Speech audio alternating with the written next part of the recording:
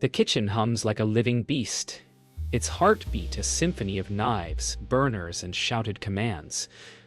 Adrian Moreau moves through it like a conductor, eyes sharp, voice slicing the noise. Flames lick the pans, butter hisses. The scent of truffle and thyme thickens the air. Camille Rousseau threads between stations, her presence the quiet rhythm keeping chaos from collapse. Luca Bennett stands at the sink, sleeves damp, scrubbing plates until his reflection fades in the water. The rumor that a Michelin inspector is dining tonight burns through every whispered glance. Pressure mounts, invisible yet crushing.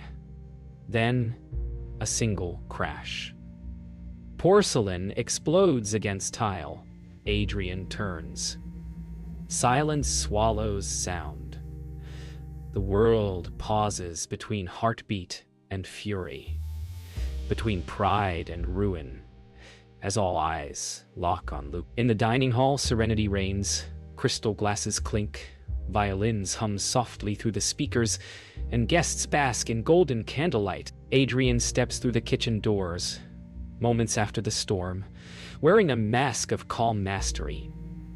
His voice, now silk instead of steel, greets diners with the charm of a man who has never shouted. Camille follows, her posture steady, though her heart still pounds. From a corner table, Isabelle Delcourt watches, alone, poised, her gaze sharp behind her wineglass. She studies Adrian's composure like a sculptor examining a crack in marble, unseen by its creator.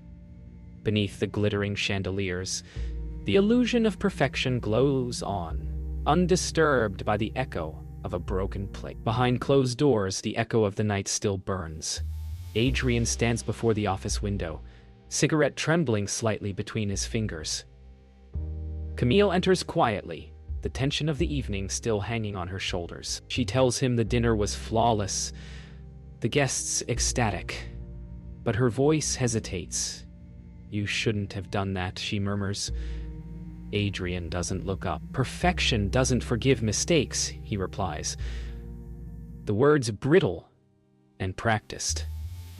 Through the glass, the kitchen gleams, spotless, soulless. Somewhere in that reflection, Luca's absence already begins to haunt the shine. Luca steps out into the Paris night, a garbage bag slung over his shoulder, his apron folded neatly beneath his arm. The alley hums with the sound of rain on cobblestones. He looks back once. The kitchen windows glow like eyes of a world he's no longer part of. His breath clouds in the air as he walks away, leaving behind the steam, the noise, and the dream that never had his name on it. Somewhere above, the city exhales, indifferent to the small tragedy it just witnessed. As the final guests depart, Adrian returns to Isabelle's table. He thanks her for dining, bowing slightly, unaware that she's been watching more than his food. She meets his eyes, her voice calm but deliberate. "Perfection can't be tasted if it lacks warmth," she says softly, rising to leave. Adrian watches her go, her words sticking like splinters beneath his skin. He doesn't know her name. Not yet, but the night ends differently now. Quiet, uncertain, and heavier than applause. The morning light filters through the steel and glass of Lumiere, like judgment itself. The kitchen stands too quiet. No laughter, no chatter. Only the hum of refrigeration and the hollow clang of utensils being arranged for another day. Adrian arrives before anyone else, his movements deliberate, his silence heavier than anger.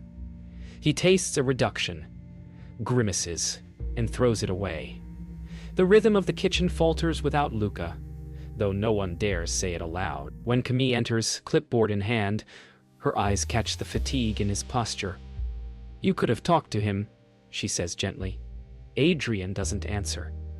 He wipes the counter as if scrubbing away regret. Outside, the city wakes, but inside, Lumiere feels like a church after confession. Camille stands by the office window as Adrian flips through invoices without reading them. She tries again, reminding him that the dishwasher's absence has slowed the line, that tempers are fraying. Adrian dismisses it with a wave, muttering about finding replacements. "Luca was just a pair of hands," he says flatly. Camille's sigh is soft, but full of warning. Sometimes the smallest piece keeps everything from falling apart. Adrian pauses, eyes flicking up, but pride holds him silent. Behind them, the framed newspaper clippings of his glory years stare down like ghosts of a man who once loved what he did. The lunch service begins, but something is off. The rhythm that once flowed through the kitchen is fractured. Dishes arrive seconds late. Plates wobble. The precision that defined Lumiere begins to crumble at its edges. Adrian masks his irritation beneath charm, but every smile costs him effort. Isabelle Delcourt returns quietly, sitting at the same corner table as before. No reservation, no fanfare, only a notebook and her calm gaze. Adrian notices her and feels a strange flicker of unease. She doesn't eat much. She watches. The applause of the room fades into a dull hum as her pen moves across the page. Camille steps outside for air. The Seine glimmers nearby, the world beyond Lumiere moving at its unbothered pace. She lights a cigarette, her hands trembling slightly. Henri Duval appears, Adrian's old rival, his presence like a shadow crossing sunlight. He offers a sly grin, pretending politeness.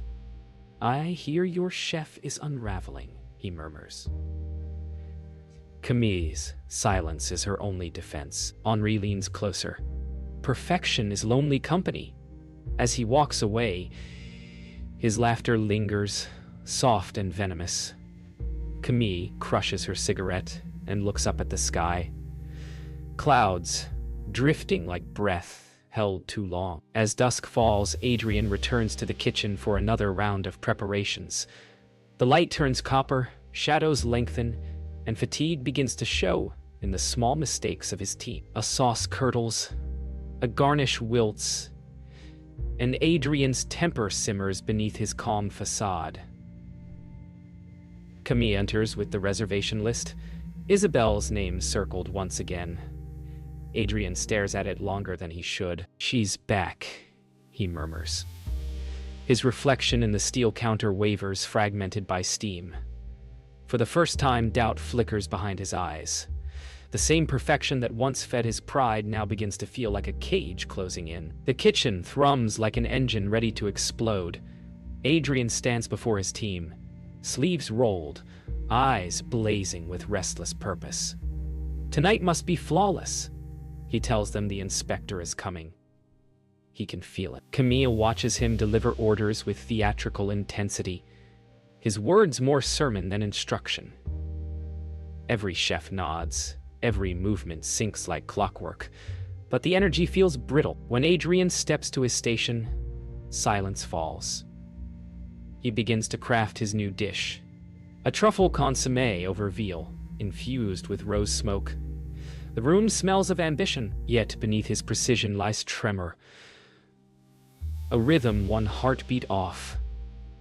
Perfection, he knows, is no longer a goal. It's the last mask he has left to wear. Golden light melts through tall windows as evening guests arrive, their laughter layering over the faint piano music. Isabelle Delcourt sits at her usual table, poised, her pen already waiting beside the menu. Adrian steps out to greet her personally, an act of charm, perhaps, or self-defense. She smiles politely, offering nothing. When he returns to the kitchen, his pulse quickens. Every sound seems amplified. He tells his sous chefs, "This one's mine." Camille meets his eyes, silently pleading for balance. But Adrian is beyond reason. He's chasing an invisible ghost of validation. Each plate he prepares feels like a confession whispered to the wrong god. The kitchen reaches fever pitch. Orders fire like gunshots, voices overlap, and the air grows heavy with heat and smoke. Adrian moves faster than thought, plating with brutal elegance, a sculptor of chaos. His signature dish takes form, each detail exact, each gesture rehearsed to near madness. Camille calls times, counts seconds, and feels something unravel beneath the rhythm. A single droplet of sauce lands off-center. Adrian notices, freezes. Around him, cooks exchange glances. His hand trembles before he wipes the plate's edge, breathing sharply. Again, he whispers. Time stretches thin. The gods of perfection watch, unsmiling. The dining room holds its breath as Isabel receives her plate. She studies it. Immaculate, deliberate, almost too precise. She cuts, tastes, pauses. Around her, the room hums with soft chatter, but her silence cuts through the air like a knife. Adrian watches from the kitchen door, chest tight, every muscle coiled in expectation. Isabel sets down her fork, looks at her glass of wine, and writes something. Then she smiles faintly. Not approval, not mockery, but something harder to read. Camille whispers behind Adrian, maybe she liked it. He doesn't answer. He can't. The smile haunts him more than any frown could. The rush is over, but silence is worse. Adrian stands among empty pans and cold counters, staring at the remnants of the night. Camille approaches softly, telling him the guests were pleased. The reviews will be glowing. But he hears none of it. He leans on the counter, eyes distant, haunted by Isabel's smile. That subtle, knowing curve that said more than words ever could. He mutters, she tasted something I didn't. Camille doesn't understand, and neither does he, not yet. But something has shifted. Success now feels hollow. The applause from the dining room fades into memory, leaving only the quiet hum of failure, disguised as triumph. The restaurant is nearly empty. The last guest's gone. The lights softened to amber embers. Isabel remains seated, her pen resting idle beside her glass. Adrian wipes a counter behind the pass, pretending not to look at her. Camille watches from the bar, her instincts prickling. The air feels charged. When Isabel finally stands, she moves with unhurried grace, stopping near Adrian. You cook beautifully, she says softly, but it feels like you're chasing a memory, not a meal. Adrian's smile falters. Perfection is memory, he replies. Then it must be exhausting to remember every night, she answers, then leaves. The door closes with the gentlest sound imaginable, yet it feels like a verdict. Dawn seeps through the frosted glass panels, filling the kitchen with a pale, unforgiving light. Adrian sits alone at a prep table, untouched coffee cooling beside him. He replays the conversation in his head, each word from Isabel like salt in an invisible wound. Camille enters quietly, carrying fresh orders and yesterday's reviews. People loved you, she says, smiling faintly. Adrian doesn't respond. She was right, he murmurs. Camille hesitates. About what? Adrian looks up, the exhaustion in his eyes deeper than sleep could fix. About me chasing ghosts. He takes a slow breath, as if tasting regret for the first time. Camille meets Isabel outside the restaurant for the first time, by coincidence or fate. Isabel sits at a corner cafe, sipping espresso, her demeanor calm but unreadable. Camille hesitates, then joins her. The conversation is polite at first. Talk of service, atmosphere, and food. Then Isabel says, almost idly, your chef hides behind perfection. When he learns what it costs, he'll finally cook something worth remembering. Camille's breath catches, recognizing authority in her tone. You're not just a guest, are you? Isabel smiles faintly, a truth shimmering just beneath the surface, and takes another sip of coffee. Adrian stands at his station, preparing for another night of service. His movements are deliberate, almost ritualistic. Yet something has changed.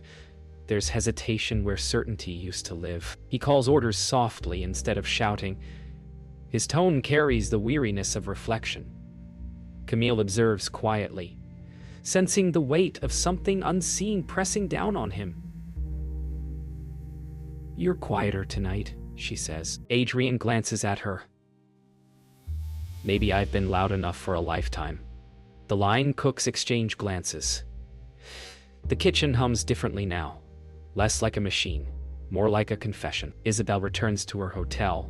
The night's soft with rain. She walks through the lobby, removes her coat, and pauses before the mirror near the elevator. Her reflection stares back, composed, professional, but weary from the weight of judgment. She opens her notebook, reviewing her notes from Lumiere. The words are sparse: technical mastery, emotional vacancy, potential for grace.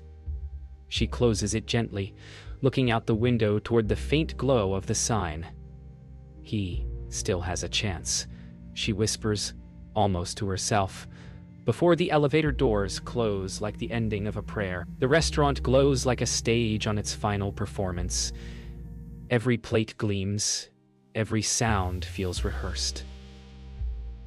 Adrian walks the line, his movements steady but mechanical, as if perfection were now a shield instead of a goal. Isabel sits once again at her corner table. Third night in a row. Her presence unsettles him, though he masks it behind a flawless smile.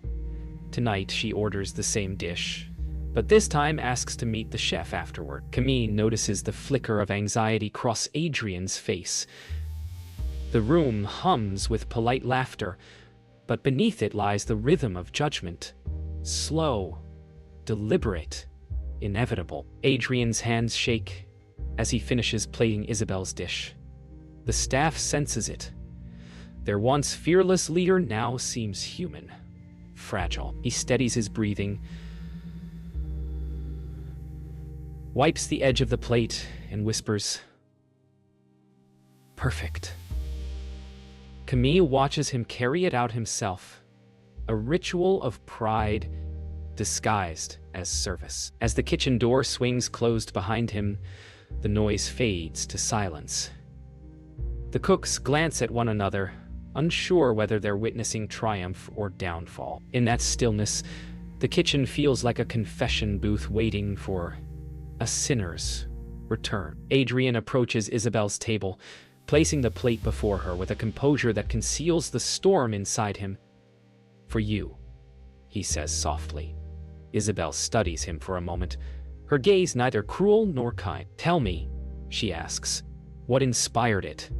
Adrian hesitates. "Discipline. Legacy." Isabel tilts her head slightly. "Not hunger?" He says nothing. She takes a bite, slow, deliberate, then sets her fork down. "It's perfect," she says. "And yet, empty." Adrian's smile stiffens. The words slice deeper than any review could. Around them, the dining hall remains a world of elegance, unaware that a man's foundation just cracked beneath the tablecloth. The restaurant has emptied. Adrian cleans the final table himself, perhaps seeking control over something small and safe. Isabel reappears, walking toward him with quiet certainty. "Chef Moreau," she says, "I think you should know who I am." He looks up, confusion flickering into realization as she opens her leather folder and reveals the discreet insignia, the red Michelin emblem. Silence fills the space like smoke. Adrian stumbles back, his breath shallow. Isabel's voice remains steady. "I came not for your perfection, but for your truth. And tonight, I saw neither." Her words hang heavy. Camille steps into the doorway. Just as Isabel leaves, her heels echoing judgment across the marble floor, Adrian sits alone on the floor of the darkened kitchen, back against the cold steel of his station. The ticking of the wall clock feels louder than breath. Camille enters quietly, kneeling beside him. "It's not over," she says gently. He shakes his head. "She was right. I don't cook anymore. I perform." His reflection wavers in a puddle of spilled wine, a fractured portrait of a man built on control, now stripped to bone. Camille places a hand on his shoulder, but he doesn't look up. The hum of the refrigerators becomes a requiem. For the first time, Lumiere feels cold. Paris wakes to scandal. Newspapers line cafe tables, Headlines screaming of Lumiere's lost star, of Chef Adrien Moreau's collapse of grace. Inside every column, words twist admiration into pity. Adrien walks through the market square alone, the chatter of vendors and clatter of crates blending into static. He buys nothing. People recognize him but don't speak. He feels their stares, their curiosity, the fascination reserved for fallen kings. As he passes a cafe, he catches his reflection in the window. A man once carved from confidence, now hollowed by silence. He turns away before it can look back. Inside Lumiere, silence reigns. Chairs are stacked, silverware boxed, chandeliers draped with dust covers. Adrien stands in the center, alone among ghosts. He runs his fingers across the long mahogany table where once applause lived, where ambition thrived. Camille enters quietly with a set of documents, final closures, staff transfers. Her voice is gentle but resigned. "It's done," she says. Adrien nods, not trusting himself to speak. For years, this room had been his cathedral. Now it's just a tomb that smells faintly of time and loss. Adrien sits by the window of his small apartment. The city lights, distant, indifferent. A bottle of wine half-drained beside him. He flips through old photographs, opening day, awards, smiling faces of staff who once worshipped him. The final photo stops him, Luca in the background. Unnoticed then, wiping a counter. Eyes humble and alive. Adrien's throat tightens. He whispers, "You didn't deserve that." The silence answers him. The hum of traffic outside becomes the lullaby of his undoing. The next morning, a letter slips through Adrien's door, handwritten, unmarked. He hesitates before opening it. Inside, Lucas' handwriting, calm and deliberate. "Chef, I heard about what happened. I wanted to thank you for teaching me that work can be more than survival. I hope one day you find the joy in it again." Adrien's eyes blur as he reads. There's no anger, no bitterness, only grace. He presses the paper to his chest and exhales, a sound that's part sob, part relief. Forgiveness arrives like sunlight through storm clouds, soft and undeserved. As dusk settles, Adrien returns to Lumiere one last time. He stands outside, staring through the glass facade. Inside, emptiness reflects the evening sky. He places Luca's letter on the front door handle, weighted by a single silver spoon. Then he steps back, hands in pockets, watching the lights flicker out as if the building exhales. The city moves on around him, cars passing, laughter echoing, but he remains still, a silhouette framed against fading gold. The era of Lumiere ends not with applause, but with peace. A soft mist rolls over the hills outside Lyon. Adrien drives slowly along a narrow road, lined with wild lavender and dew-soaked fields. The city's chaos feels a lifetime away. His hands rest loosely on the wheel, a folded letter on the passenger seat. Lucas' words, now worn at the creases. The radio hums quietly with a chanson from another era. For the first time in years, Adrien doesn't hurry. He doesn't chase. The road bends toward a small village ahead, where the scent of bread and wood smoke drifts through the morning air. He follows it like instinct, unaware he's heading toward his own redemption. The village hums with gentle life, children chasing a ball, a farmer unloading crates, the bakery bell chiming at noon. Adrien steps out of his car, the sound of gravel underfoot grounding him in a new world. He walks through the square until a sign catches his eye. Liqueur simple.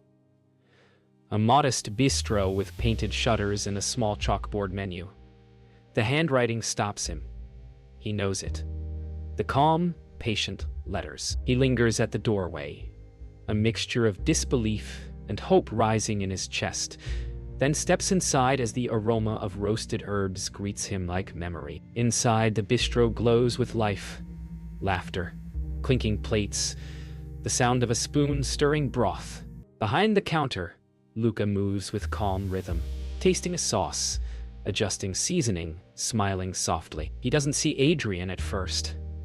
The air feels heavier with recognition as Adrian steps closer. When Luca finally looks up, time folds. No bitterness, no tension. Just quiet surprise. "Chef," Luca says simply. Adrian exhales. Almost a laugh. Almost a prayer. "You're the chef now." Luca nods. "Only because you taught me what not to be." They stand in silence, the scent of rosemary filling the space between forgiveness and understanding. Adrian sits by the window as Luca serves him a bowl of soup.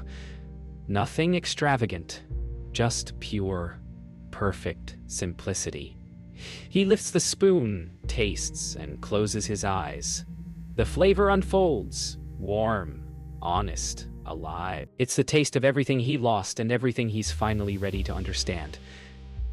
He looks up at Luca, who's already turned back to his kitchen, content to serve without applause. For the first time, Adrian smiles with no mask, no performance, just gratitude. The light outside shifts, soft and golden, wrapping the moment in peace. The sun dips low behind the hills as Adrian walks out of the bistro, the quiet laughter of diners fading behind him. He stops at the gate, turns back once and smiles at the sight. Luca framed in the doorway, apron dusted with flour, light spilling around him like a halo. Adrian continues down the dirt road, his footsteps unhurried, the world soft and alive.